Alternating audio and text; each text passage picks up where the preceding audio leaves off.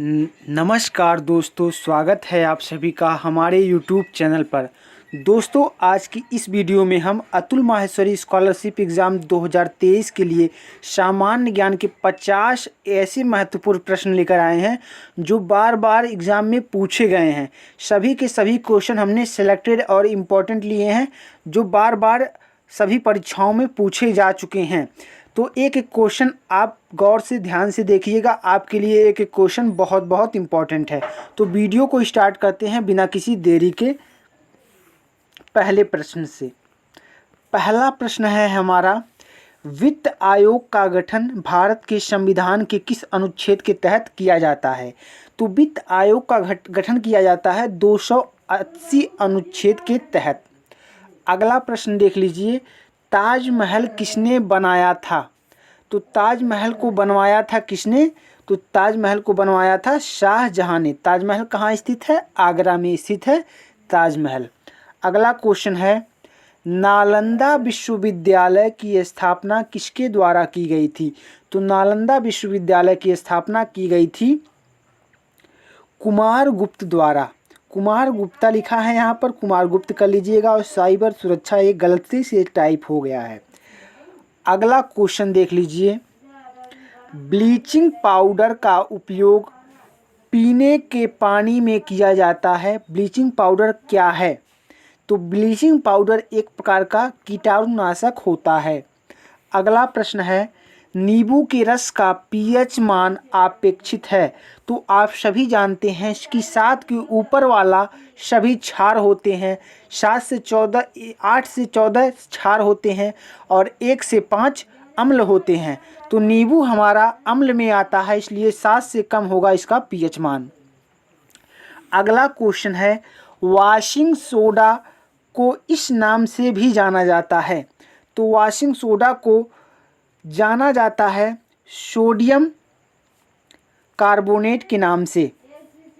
अगला प्रश्न है, बेकिंग सोडा को इस नाम से जाना जाता है।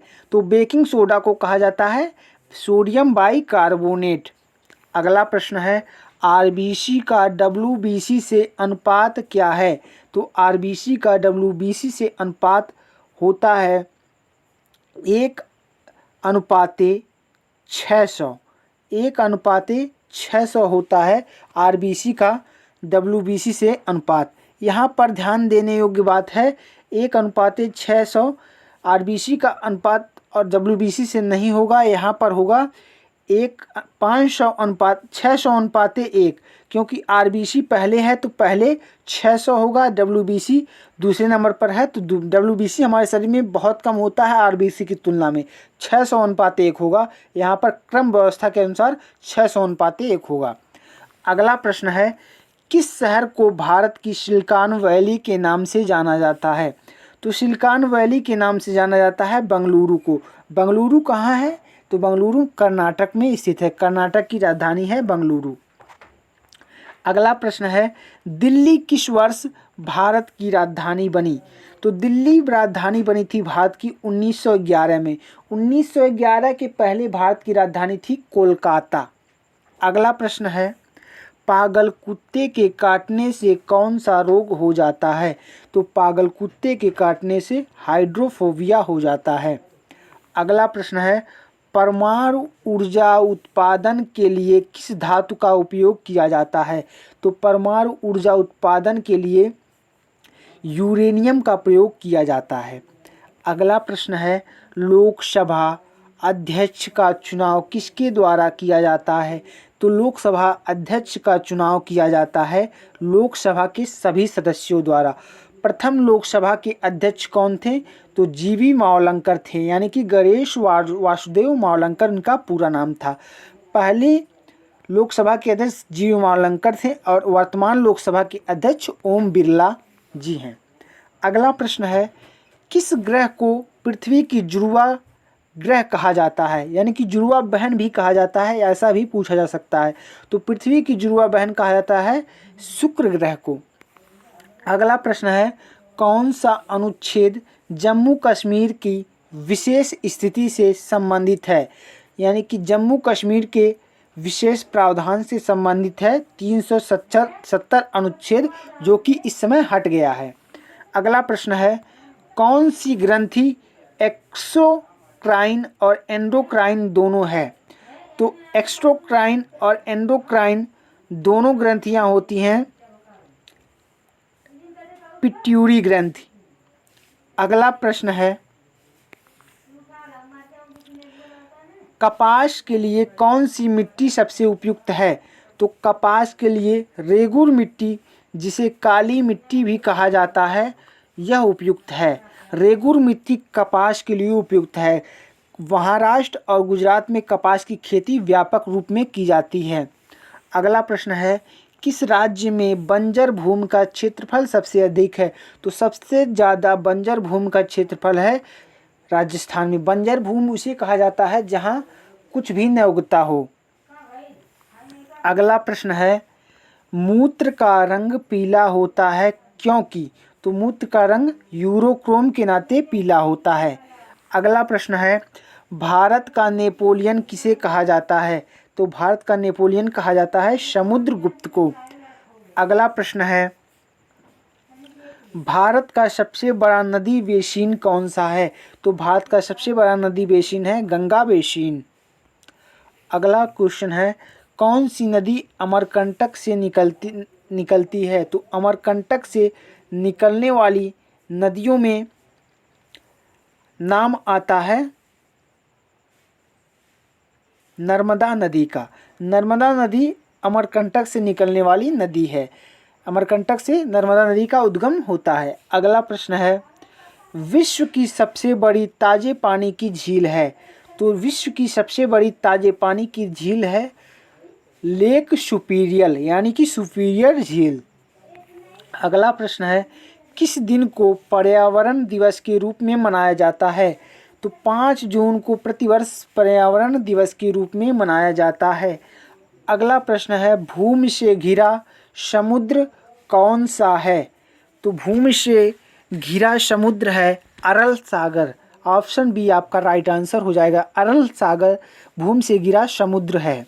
अगला प्रश्न है, राज्यसभा की अधिकतम शक्ति कितने सदस्यों की होती है? तो राज्यसभा की अधिकतम शक्ति 250 सदस्यों की होती है। अगला प्रश्न है, योजना आयोग के प्रथम अध्यक्ष कौन थे? तो योजना आयोग के प्रथम अध्यक्ष हमारे प्रथम प्रधानमंत्री पंडित जवाहरलाल नेहरू थे। और अब पूछा जा सकता है कि नीति आयोग के अध्यक्ष कौन है? तो नीति आयोग के अध्यक्ष प्रधानमंत्री जी होते हैं। इस समय नरेंद्र मोदी नीति आयोग के अध्यक्ष हैं। अगला प्रश्न है, माउंट एवरेस्ट पर चढ़ने वाली प्रथम भारतीय महिला कौन थी? तो बछेंद्री पाल प्रथम भारतीय महिला थी जिन्होंने माउंट एवरेस्ट पर सबसे पहले चढ़ाई की थी। अगला प्रश्न है, यूपीएससी के अध्यक्ष की नियुक्ति कौन करता है? तो यूपीएससी के अध्यक्ष की नियुक्ति करता है राष्ट्रपति। अगला प्रश्न है, खिलाफत आंदोलन का नेतृत्व किसने किया था? तो खिलाफत आंदोलन का नेतृत्व किया था अली बंधुओं ने, अली ब्रदर्स ने किया था खिलाफत आंदोलन का नेतृत्व। अगला प्रश्न है, प्रथम आम चुनाव किस वर्ष हुए? तो प्रथम आम चुनाव हुए थे वर्ष 1951 में। अगला क्वेश्चन है, गोबर गैस में मुख्यतः होता है? तो गोबर गैस में मुख्यतः मीथेन गैस होती है। अगला प्रश्न है, कौन सी ग्रंथि इंसुलिन के स्राव के लिए जिम्मेदार है? तो इंसुलिन के स्राव के लिए जिम्मेदार है अग्नाशय ग्रंथि। अग्नाशय ग्रंथि इंसुलिन का स्रावन करती है। अगला प्रश्न है, पंचायती राज सबसे पहले किस राज्य में लागू किया गया था? तो सबसे पहले राजस्थान के नागौर डिस्ट्रिक्ट में पंचायती राज लागू किया गया था। अगला क्वेश्चन है, गर्म सागरी महासागरी धारा कौन सी है? तो गर्म महासागरी धारा है गल्फ स्ट्रीम की धारा। अगला क्वेश्चन है, निम्नलिखित में से कौन से सा देश यूरेनियम का प्रमुख उत्पादक है? तो यूरेनियम का प्रमुख उत्पादक कौन सा देश है पूछा गया है, तो कनाडा प्रमुख उत्पादक देश है यूरेनियम का। अगला क्वेश्चन है, आर्य समाज की स्थापना किसके द्वारा की गई थी? तो आर्य समाज की स्थापना की गई थी स्वामी दयानंद सरस्वती। और स्वामी विवेकानंद ने किसकी स्थापना की? रामकृष्ण मिशन की। अगला क्वेश्चन है, किस राज्य का भूमि क्षेत्रफल सबसे कम है? तो गोवा राज्य का भूमि क्षेत्रफल सबसे कम है। यदि जनसंख्या में कम स्थान पूछेगा तो सिक्किम का जनसंख्या में सबसे कम स्थान है। अगला क्वेश्चन है, कौन सा गवर्नर जनरल चूक के सिद्धांत से संबंधित था? तो चूक के सिद्धांत से संबंधित था लॉर्ड डलहौजी। इसने डॉक्ट्रिन ऑफ लेफ्ट यानी कि हड़प की नीति भी लागू की थी। अगला क्वेश्चन है, कांग्रेस की पहली महिला अध्यक्ष कौन थी? तो कांग्रेस की पहली महिला अध्यक्ष थी Annie Besant. Annie Besant Congress की पहली महिला अध्यक्ष कब बनी? 1917 के अधिवेशन में बनी थी पहली महिला अध्यक्ष। अगर पूछेगा क्वेश्चन में कि कांग्रेस की पहली महिला भारतीय महिला अध्यक्ष कौन थी? तो सरोजिनी नायडू पहली भारतीय महिला अध्यक्ष थी। लेकिन अगर पूछेगा पहली महिला अध्यक्ष केवल पूछेगा तो एनी बेसेंट आपका राइट आंसर हो जाएगा। इस क्वेश्चन का एनी बेसेंट आपका राइट आंसर हो जाएगा। अगला क्वेश्चन है, निम्नलिखित में से कौन त्वचा के माध्यम से सांस लेता है? तो त्वचा के माध्यम से सांस लेता है मेढक। अगला क्वेश्चन है, अर्थशास्त्र का जनक किसे कहा जाता है? तो अर्थशास्त्र का जनक कहा जाता है एडम स्मिथ को। एडम स्मिथ को अर्थशास्त्र का जनक कहा जाता है। अगला क्वेश्चन है, कौन सा तत्व विद्युत का उच्चतम चालक होता है? तो सबसे ज़्यादा विद्युत का उच्चतम चालक होता है रजत। रजत जिसे सिल्वर चांदी के नाम से जाना जाता है, यह सबसे ज़्यादा विद्युत का उच्चतम चालक होता है। अगला क्वेश्चन है, भारतीय संविधान के जनक के रूप में किसे जाना जाता है? तो भारतीय संविधान के जनक के रूप में जाना जाता है बाबा साहेब भीमराव अंबेडकर। इनको भारतीय संविधान के जनक के रूप में जाना जाता है। अगला क्वेश्चन है, भारत की किस राज्य की तट रेखा सबसे बड़ी है? तो गुजरात राज्य की तट रेखा सबसे बड़ी है। अगला क्वेश्चन है, इंडिया ऑफ माय ड्रीम्स पुस्तक किसने लिखी है? तो इंडिया ऑफ माय ड्रीम्स पुस्तक को लिखा है महात्मा गांधी ने। अगला क्वेश्चन है, विश्व का सबसे बड़ा रेगिस्तान? तो विश्व का सबसे बड़ा रेगिस्तान है सहारा रेगिस्तान। सहारा रेगिस्तान कहाँ है पूछेगा तो सहारा रेगिस्तान आपका पड़ता है अफ्रीका महाद्वीप में। अगला क्वेश्चन है, संसद के दो सत्रों के बीच की अधिकतम अंतराल कितना होता है? तो संसद के दोनों सत्रों के बीच की अधिकतम अंतराल होता है 6 महीने का। अगला क्वेश्चन है, किस वर्ष बंगाल का पुनः एकीकरण हुआ? इसके पहले हम एक क्वेश्चन पूछते हैं कि बंगाल का विभाजन किस वर्ष हुआ? तो बंगाल का विभाजन अगर पूछेगा तो 1905 ईस्वी में लॉर्ड कर्जन के समय में बंगाल का विभाजन हुआ था। अगर बंगाल का पुनः एकीकरण पूछेगा, पूर्वी बंगाल और बंगाल का पूर्वी बंगाल और पश्चिमी बंगाल कब सम्मिलित हो गए थे? तो पूर्वी बंगाल और पश्चिमी बंगाल का एकीकरण हुआ था 1911 में। 1911 आपका राइट आंसर होगा इस क्वेश्चन का। अगला क्वेश्चन है जो कि हमारा इस सेशन का लास्ट प्रश्न है, नोबेल पुरस्कार पाने वाले पहले भारतीय कौन थे? तो नोबेल पुरस्कार सबसे पहले रविंद्रनाथ टैगोर को दिया गया था। कब दिया गया था?